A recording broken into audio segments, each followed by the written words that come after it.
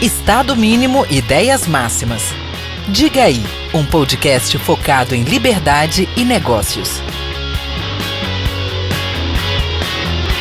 Bom dia, boa tarde, boa noite, como gosta de dizer nosso host Marcelo Mendonça. Lucas Mendonça aqui mais uma vez, participando do 12º Fórum Liberdade e Democracia de Vitória. Aqui essa parceria do Diga Aí com o Instituto Líderes do Amanhã, com o apoio aqui da PEX Partners e da WorkS, que estão fornecendo essa estrutura aqui para que a gente consiga, de dentro do fórum, aproveitar em tempo real a participação dos nossos palestrantes, dos nossos convidados e conseguir gerar muito conteúdo aí para você, ouvinte do Diga Aí. Aqui comigo mais um episódio está o Tito Kalinka, que aceitou esse desafio aí da gente ir substituindo o Marcelo enquanto ele está curtindo sua viagem de férias e por isso que não está aqui com a gente. E o nosso convidado, ninguém mais, ninguém menos do que Bruno Garchagen. Eu posso dizer que é quase um sócio do Diga Aí, já gravou alguns episódios com o Marcelo, é sempre um entrevistado brilhante para o podcast. Marcelo já te falou isso, eu vou falar de novo. Até hoje, o episódio mais ouvido de Diga Aí é um dos seus, não lembro exatamente, mas salvo engano, o primeiro, o que teve mais downloads. Então, para o Diga Aí é um prazer receber Bruno. Vou ler rapidamente aqui o currículo: mestre e doutorando em Ciência Política e Relações Internacionais, professor, autor de 3 livros, escritor, best-seller e sócio fundador da Tertúlia, plataforma de educação pessoal, familiar e profissional. E Bruno palestrou aqui no fórum hoje mais cedo, junto com Guilherme Freire, no painel As Virtudes que Constroem o Ocidente. E aí, Bruno, puxando o tema do painel, pensando em prosperidade, que é o tema central do fórum, porque as nações prosperam, como que a gente tenta conciliar as virtudes que construíram o Ocidente, tudo que trouxe a gente até aqui, com esse mundo atual de cultura woke? Como é que a coisa está caminhando e para onde que a gente vai nesse aspecto? Bom, obrigado pelo convite, é sempre uma alegria participar do Diga Aí. Marcelo foi fazer uma turnê europeia, né? Exatamente. Deixou a gente aqui trabalhando, tudo bem. Depois ele vai ter que pagar o uísque. Mas a gente tem uma tendência de falar de prosperidade sempre sobre o aspecto financeiro. E antes do financeiro existe o homem. E o homem precisa ter elementos que o constituem. E nada mais adequado, nada mais profundo, significativo e duradouro que esses elementos sejam as virtudes cardeais e teologais. Então a gente precisa pensar em termos de prosperidade. Antes de pensar em prosperidade das nações, é preciso pensar na prosperidade individual, não a econômica, mas primeiro nessa prosperidade de virtudes. A partir do momento em que o homem, considerando homem e mulher, o homem é um ser dotado de virtudes e que exercita essas virtudes no dia a dia, isso é um projeto de uma vida, esse homem consegue essa prosperidade individual. Essa prosperidade individual vai torná-lo um homem ou uma mulher melhor. Esse homem ou uma mulher melhor vai ter uma família mais virtuosa. Essa família vai influenciar positivamente a comunidade ao seu redor. Então, essa prosperidade individual baseada nas virtudes, ela vai irradiando porque não tem controle. A influência positiva que você transmite para as pessoas à sua volta, seja um familiar, seja um amigo, seja colega de trabalho, é algo tão poderoso que a pessoa acaba sendo contagiada, influenciada, mesmo que não queira. E a partir daí a gente começa a pensar numa prosperidade financeira com base nesses fundamentos virtuosos. Porque senão a prosperidade financeira ela acaba sendo um fim em si mesma. Uhum. Isso é o pior cenário que pode acontecer. Ou seja, o dinheiro, que é o resultado dessa prosperidade, ou que é o fundamento dessa prosperidade, se ele for um fim em si mesmo, a pessoa inverte a própria lógica do funcionamento do dinheiro. Ou seja, o dinheiro é uma moeda de troca, é um instrumento intermediário. Quando você torna um instrumento intermediário como um fim em si mesmo, se você não tiver nada, você se torna escravo daquela moeda que é um objeto de intermediação de negócio. Como diz o ditado, você se torna uma pessoa tão pobre que só tem dinheiro. Exatamente. E, enfim, a história está cheia de exemplos, que podem ser mais ou menos próximos da gente, de pessoas que passaram uma vida só buscando dinheiro e terminaram a vida sem família, infelizes e sem nada mais, porque é da própria dinâmica da existência do dinheiro que ele seja um instrumento. E pensando nessa lógica, então, dessa prosperidade individual, que ela irradia, constrói uma prosperidade comunitária e a prosperidade econômica, né, da família, da cidade, do estado, do país e das nações como um todo. Se essa prosperidade é entendida dessa forma, baseada nas virtudes, aí a gente tem uma dinâmica completamente diferente daquela que a gente está acostumado a ver. Então, as próprias discussões que se dão em torno do tema são discussões quase que exclusivamente economicistas. E aí, se você parte para esse lado, aí você cria um problema. Porque sequer aquilo que constitui a própria existência das nações, aquilo que constitui o funcionamento da sociedade, tudo isso passa a ser visto a partir de uma ótica do dinheiro, de uma ótica de prosperidade financeira. Esse é o pior erro que pode ser cometido. E nesse ponto é muito bacana, assim, parabenizo o Instituto Líderes do Amanhã, né, pela realização do fórum e por ter encaixado dentro da discussão do evento, que tem como tema central prosperidade, painéis como o que você e o Guilherme protagonizaram, né?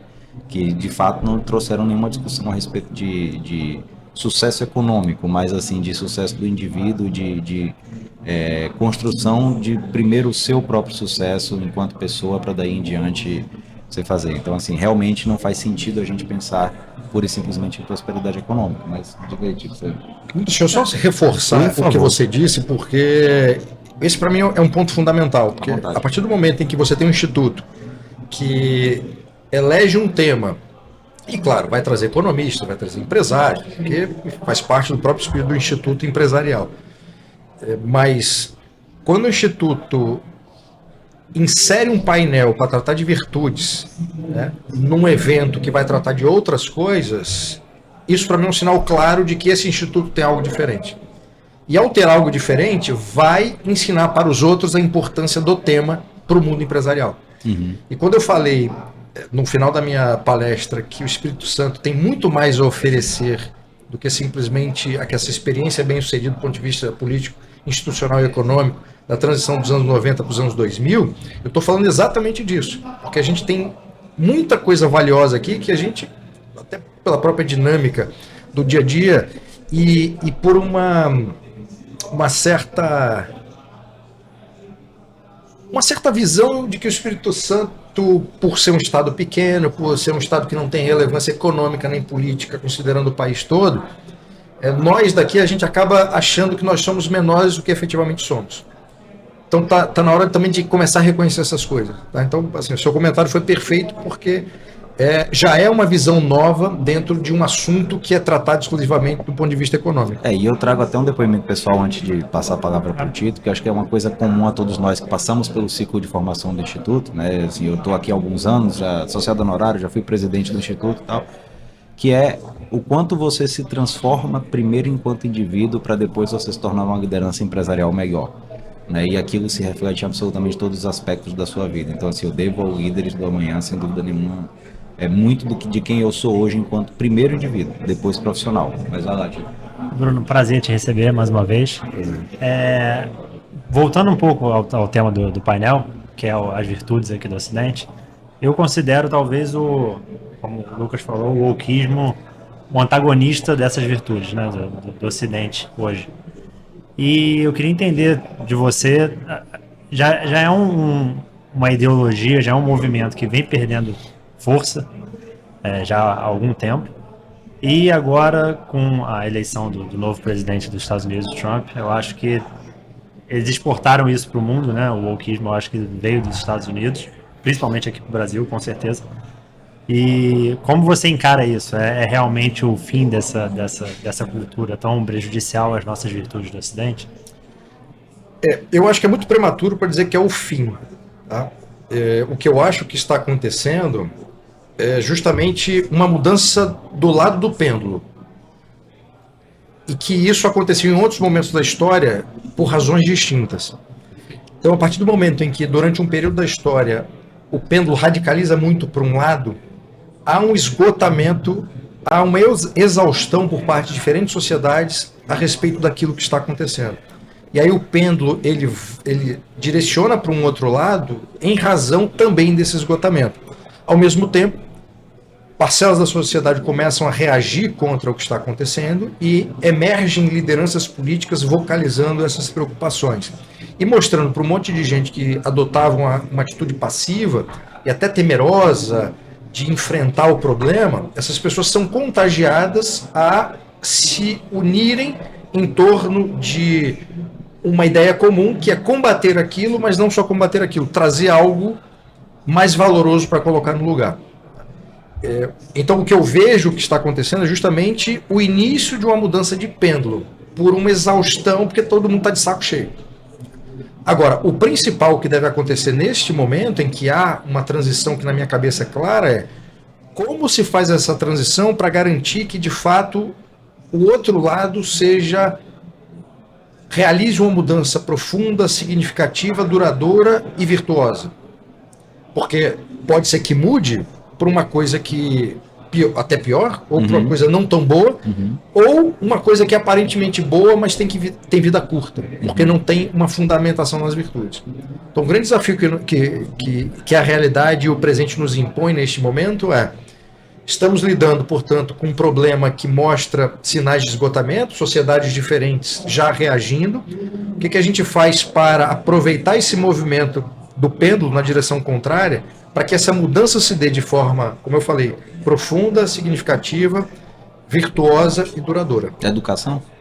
Educação é uma delas. Agora, educação deve ser considerada no âmbito familiar, que aqui há uma distinção importante. Educação dentro de casa, ensino na escola. Então, quando se fala de educação, não se pode pensar nas escolas para criança, escola para adolescentes, nem universidades. Não é isso. Até porque se não tiver essa base em casa, as pessoas vão para a escola e são, enfim, corrompidas de várias maneiras. Viram massa de manobra tranquilamente. Muitas vezes sim. E aí também há um desafio da sociedade, dos pais, que é se envolver na vida da escola, das universidades. Porque muitos pais abriram mão dessa responsabilidade e foram entregando os filhos para as escolas, para as universidades, e depois se depara com um adolescente ou com um adulto que defende e vive valores completamente contrários àqueles que a família supostamente entregou dentro de casa. E aí descobre, da pior forma possível, que não educou o filho. Então acho que é preciso cuidar, quer dizer, primeiro, uma preocupação individual, né? Sempre baseado nas virtudes, cuidar da família, a esposa e filhos, se envolver da vida em comunidade, que é uma coisa que a gente não tem muito, né? Desde se recusar a ir nas reuniões de escola, se recusar em reunião de condomínio, se recusar a fazer as coisas que precisam ser feitas para que as nossas comunidades sejam melhores, né? Então, se a gente tem algo a dar de positivo, a gente não pode se furtar a se negar a fazer isso. E, portanto, há um conjunto de ações, e não uma ação só, que precisa ser realizado, esse conjunto de ações, para que, de fato, esse pêndulo mude. E não dá para ficar pensando exclusivamente na política, que é outro erro, né? Porque, no fundo, a política, muitas vezes, acaba sendo a parte do meio para o final de resolução de determinados problemas, e não de todos os problemas. E a gente tende a achar que sempre a política vai resolver tudo, aí tende a criar ilusões de que elegendo aquele político XYZ tudo vai ser resolvido, e não acontece, porque considerando que exista um político bem intencionado, com alinhamento de valores, esse político vai entrar dentro de um contexto de instituições que já funcionam, com um monte de gente que está a seu lado que não quer a mesma coisa, e com um monte de adversário que quer coisas contrárias. Então, achar que a política também pode resolver tudo é outro tipo de ilusão. Então, de que maneira que se constrói um ambiente mais virtuoso, mais significativo dentro da sociedade, inclusive para melhorar as elites políticas. E é um ponto nesse aspecto, né, que assim, falando de novo do Instituto, a gente está aqui dentro do fórum, um dos valores do Líderes é a responsabilidade individual. Marcelo, nosso host do Diga Aí, tem até responsabilidade individual tatuada nele, literalmente. Então, assim, essa terceirização de responsabilidade, né, que a gente vê na sociedade, de que tanto a solução quanto a culpa de tudo é do outro, sem dúvida nenhuma, é um dos indicadores de que a gente precisa progredir muito mais, né? Então, assim, não é fácil, não tem receita de bolo, eu imagino, para isso, mas assim, como que você imagina que a gente consegue trazer para as pessoas um pouco mais de senso de responsabilidade individual?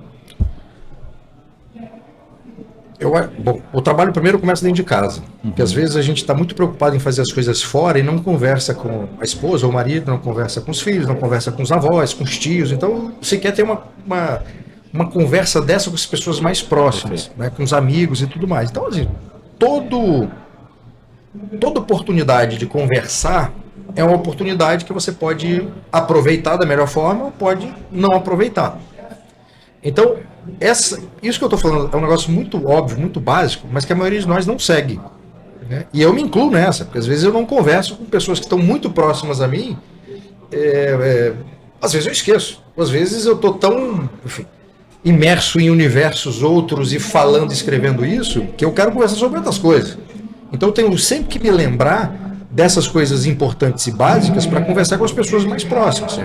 Então, a gente sempre começar do básico, Antes de pensar em projetos grandiosos, em coisas de eventos, palestras e tal, tudo isso deve ser feito, sem dúvida alguma. Sempre lembrar de começar do básico, do microcosmo da nossa vida social. Arrumar nossa cama primeiro de tudo. Isso é o básico do básico. É o básico, né? do básico, né? Sem dúvida nenhuma. Tito, mais alguma pergunta? Fica à vontade.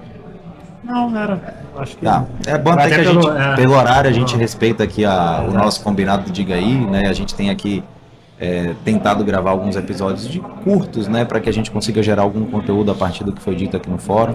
Então, Bruno, mais uma vez te agradecer pela participação, pelo tempo aqui, por mais uma vez ceder seu tempo ao Diga Aí. É um prazer sempre recebê-lo e obrigado pela visita à sua terra, mais uma vez aqui ao Espírito Santo. Obrigado, eu agradeço o convite, estou sempre à disposição e só queria encerrar esse podcast trazendo algo que está completamente dentro da nossa conversa, que foi a frase de encerramento do Marcos Lisboa, porque foi um painel em que eles conversaram sobre estrutura institucional, estrutura de incentivos na iniciativa privada e dentro do Estado brasileiro.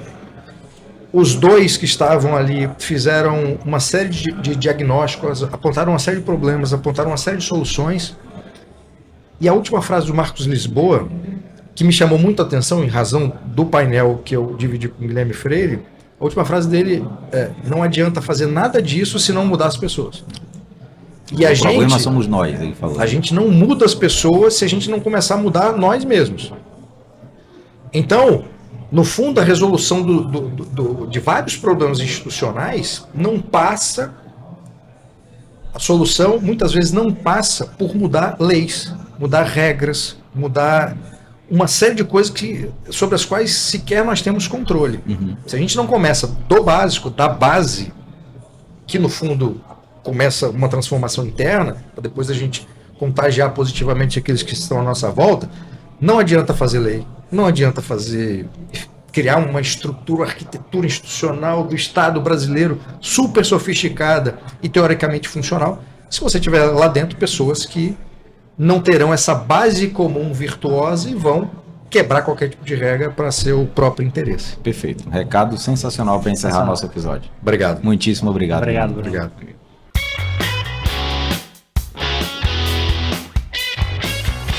Estado Mínimo Ideias Máximas. Diga Aí, um podcast focado em liberdade e negócios.